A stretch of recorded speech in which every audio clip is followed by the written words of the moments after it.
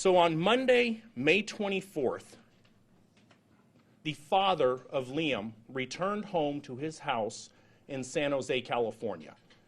When the father arrived home, he noticed that all of Liam's belongings and all of Samantha's belongings were gone. There was a message that was left for him by Samantha.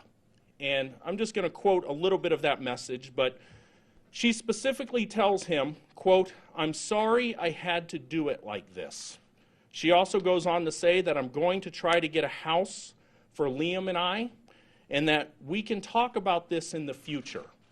There was nothing suspicious in that message that would lead the father to believe that Liam or Samantha were involved in any kind of foul play or that there was any harm potentially to come. Over the next week, the father basically did not know what to do. It was on June 1st that the father contacted the San Jose Police Department because he wanted to document the incident. San Jose Police responded to his house and they spoke with him. The patrol officers listened to the message. I've also listened to the message, and there was nothing suspicious from that message. It indicated that Samantha had basically left him and took Liam with her, and they were going somewhere else. He did not want to get Samantha in trouble, and he chose not to file a report to document the parental abduction. It was on the 4th when a friend of Samantha's noticed the sketch that had been circulating on local news networks, and she also knew that Samantha was missing. After observing that, she then went to the San Jose Police Department and explained to them that she felt that Liam could potentially be the person in that sketch. As soon as San Jose Police were presented with that information, they immediately launched an investigation and were very persistent in getting a hold of me. That is when they spoke with me that evening, and that's when we began coordinating our investigations. It is the following morning that we flew there, retrieved the pillow from Liam's bedroom, and brought that back to our forensics lab. So we have I talked yesterday about the information where we could put Samantha in Laguna Beach. We also could place her in Victorville. Since the press conference yesterday, we can place her at a local hotel here in Las Vegas on the 27th. When she was at that hotel, we believe from the information that we have right now that Liam was alive. From there, on the 28th, is when we found Liam's body at Mountain Springs. This morning, at around 6 a.m., members of the FBI's apprehension team in Denver took her into custody.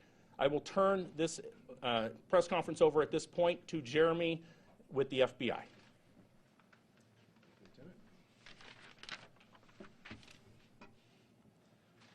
All right, good afternoon. I stood up here last week announcing the reward the FBI was offering for the identification of our victim. I expressed that this child had the right to be referenced by his given name, and he deserved law enforcement's commitment to this investigation. While the outcome is heartbreaking, there's a sense of closure that Liam Husted will no longer be referred to as a John Doe. This morning, an arrest was made by FBI's Denver Rocky Mountain Safe Streets Task Force, which is made possible due to the coordinated effort between members of the Las Vegas Metropolitan Police Department, the Las Vegas Criminal Apprehension Team, and the FBI Denver Field Office. While different cities, FBI task forces may have different names in different cities, but their purpose is all the same. It's standard practice for the FBI to assist our local law enforcement partners if we have a tool, a tactic, or a technique that will be of any use. And this investigation, we are fortunate that we're able to assist in this case. We're very thankful for our strong working relationships within the Las Vegas Police Department, the Las Vegas Metropolitan Police Department, and the law enforcement officers within this community. I do want to just extend my appreciation to the media for your cooperation and your assistance in getting out as much information as you possibly could in such a quick time frame. and also to thank their public for their commitment and for their assistance in us getting to a resolution.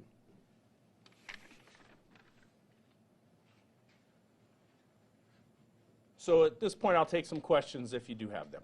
Any information on the arrest? Was it a tip, and was it 6 a.m. local time here, or? It was around 6 o'clock local time, give or take a few minutes this morning. I'm not going to get into the investigative tactics that were utilized by the apprehension team in Denver, but it was solely on the work that the FBI task force there did that led to the arrest. Or go ahead. Obviously, you guys have been working on this case really hard for the past 2 or so weeks. How significant is solving this case for you and your detectives? Well, like I said, you know, the entire department, specifically my detectives, myself, it's emotionally draining working a case like this.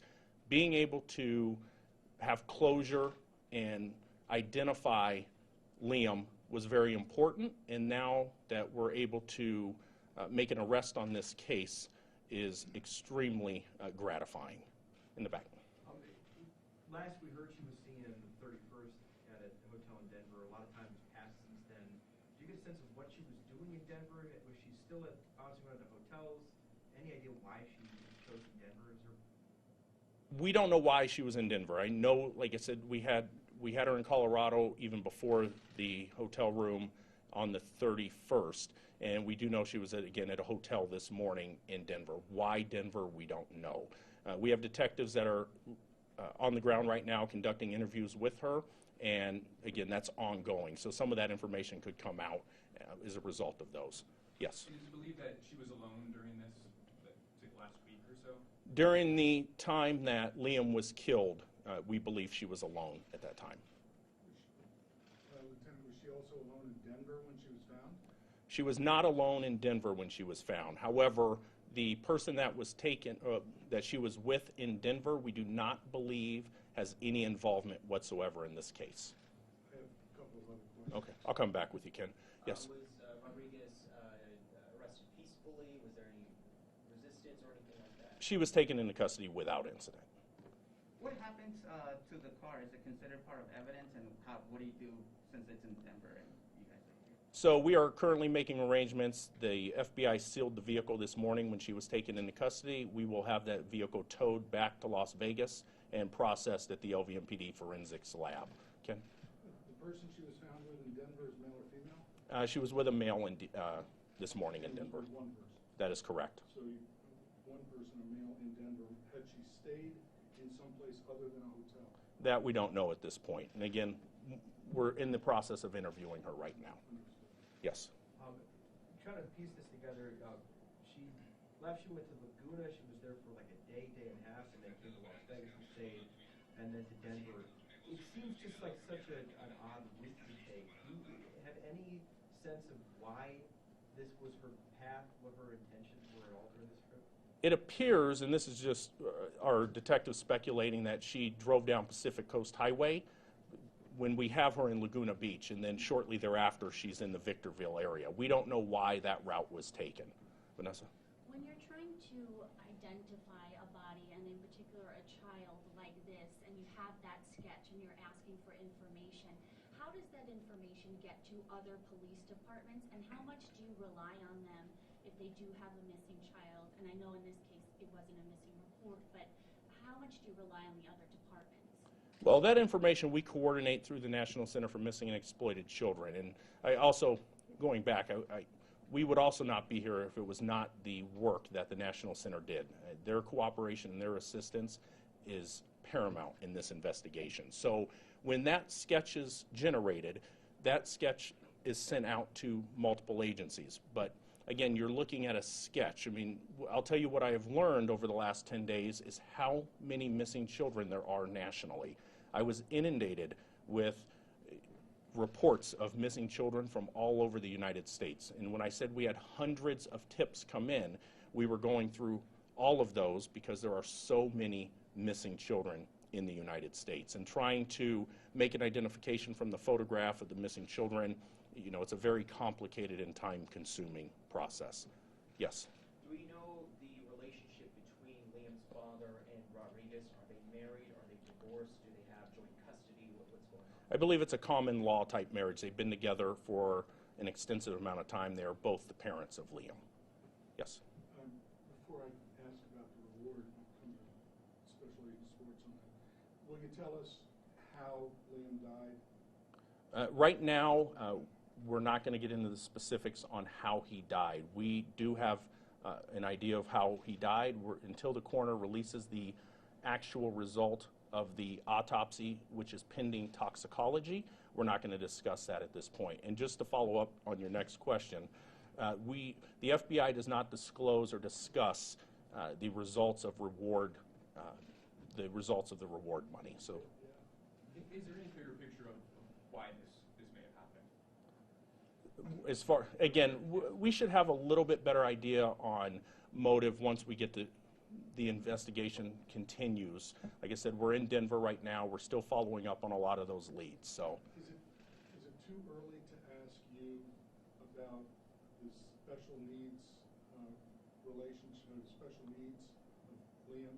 I don't. The father refers to those in an email to the San Jose Mercury. Yeah, regardless of what the father has discussed, is that we don't discuss medical history or information publicly. Yes. Can you get a sense of her mental state when she was arrested? Is competency going to play a role here, and what's the timeline for getting her back to Las Vegas? So I'll address the second part of your question, not the first. So in the timeline is right now she will have an option to waive extradition.